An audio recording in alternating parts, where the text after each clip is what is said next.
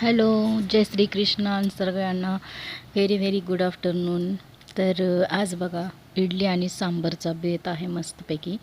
आणि घरचंच आहे सगळं, रेडीमेड काही नाही आहे. सो घरच्या ज्या गोष्टी असतात आणि घरच्या गोष्टींपासून आपण जेव्हा एवढं फ्रेश बनवतो ना, तर त्याची चव आणि टेस्ट खूप वेगळी आणि खूप छान असते. आणि मी मस्त असा आज इडली बनवलेली आहे आणि ती खूप छान सॉफ्ट मस्त जाळीदार झालेली आहे आणि असं गरमागरम खायला खूप छान वाटतं. तर तुम्ही बघू शकता.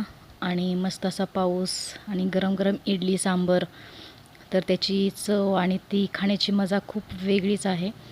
आणि मी इडली जी आहे ती म्हणजे खूप अशी फ्रेशच बनवते. मी जास्त ठेवत नाही जास्त दिवसाचं, किंवा रेडीमेड कधीच आणत नाही, मी घरीच बनवते. मी समप्रमाणात व्यवस्थित त्याचं जर प्रमाण घेतलं तर घरामध्ये खूप छान अशा इडली आणि डोसे आपण बनवू शकतो. आणि बघू शकता तुम्ही किती छान असे जाळीदार इडली बनलेली आहे. आणि सांबार पण मी घरीच बनवलेलं आहे. त्याच्यामध्ये सगळं काही ॲड केलेलं आहे. शेवग्याच्या शेंगा, बटाटे, टोमॅटो, तुरीची डाळ, मुगाची डाळ असं मिक्स बनवलेलं आहे. त्याच्यामुळे खूपच छान असं सांबार पण बनलेलं आहे. आणि मेन म्हणजे मला हे सांगायचं आहे की सांबार बनवताना ना, त्याच्यामध्ये बटर जरूर ॲड करा. थोडं 1 चमचाभर जरी बटर ॲड केलं ना, तर त्याची चव खूप वेगळी आणि खूप टेस्टी होते. नक्की ट्राय करा. आणि कसं वाटलं तुम्हाला इडली आणि सांबार हे नक्की कमेंट करून सांगा.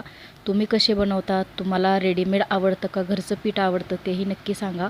मी तर नेहमी घरचं पीठ बनवते, भिजू घालते तांदूळ आणि उडीद डाळ आणि घरीच पीठ मी करते.